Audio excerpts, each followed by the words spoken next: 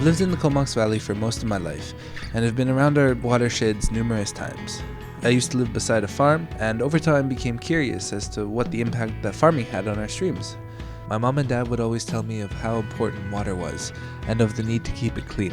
There are a great deal of people in the Comox Valley that have some knowledge on the matter, but not many people understand the full picture.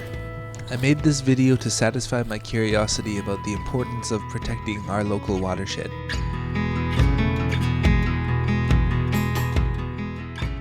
I think that in today's age, we are able to have a fairly accurate determination of what pesticides and poisons do. And I think any of those that are not safe for human consumption should probably be reconsidered completely. Yeah, I would love to see more restrictions, but to work with farming. We're moving away. We're realizing there's what they call the pesticide treadmill. When you use pesticides, it's like antibiotics.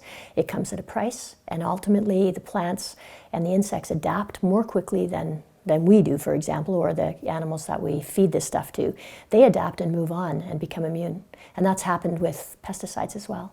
And they're having now to move to even more potent ones because the old ones no longer work. Too much pesticide or fertilizer is often washed away by the intensive rains we get. So depending on when it's applied to the land, it can end up in the watershed, creeks and streams, and that ultimately can affect the habitat, which can affect the fish.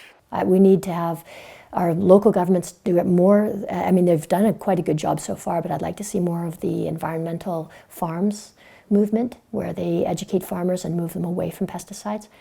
The biggest ask I have is to stop using Roundup on Ducks Unlimited lands in our estuary where they grow genetically engineered corn. They have in the past. That land is a combination of DUL land that's leased to farmers that have grown genetically engineered corn right there for the cows, the dairy cows in our valley, ate it, and it's saturated with Roundup.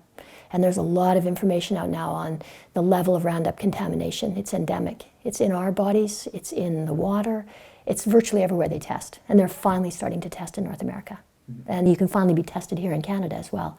And they're finding it's literally everywhere. This is a big problem. You know, it was an antibacterial, it's a chelator of minerals. It was a pipe cleaner. The glyphosate, that was its first purpose, was a pipe cleaner, to descale pipes because it binds up minerals. It also does that in the soil. It's antibacterial, it affects soil microorganisms, it affects gut microorganisms. We're a microbiome.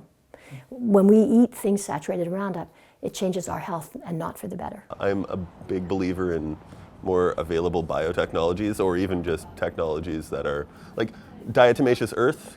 It's mineral and it destroys pests that have hard exoskeletons, and it's not a problem. And there are other ways of doing it, nurturing soil health, companion planting.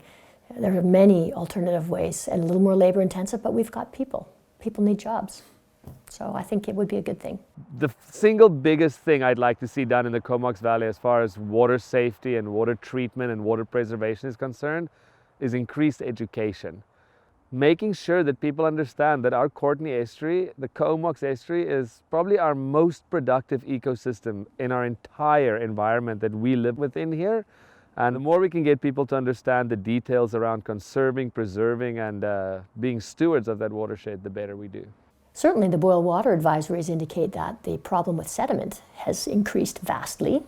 And again, I think it's because of the forestry, the logging practices here. After they logged Crookshank Canyon is when we started to have month-long boil water advisories every year. There's not been a lot of discussion about the impact of logging on our water supply since there's not a lot of people living around Comox Lake, nor is there a lot of agriculture, but I think our drinking water is impacted a great deal by the logging activity in the watershed. Nowadays, more intensive farming is somewhat out of balance with its local environment.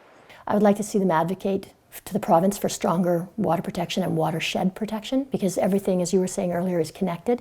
It's not just about purifying the water at the user end when the damage is done, like that little creek you were speaking of.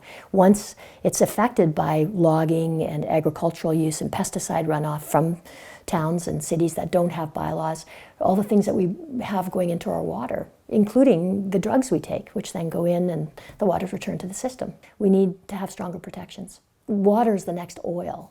It's going to be the biggest issue. I don't think we should put poisons in our earth at all. I get it.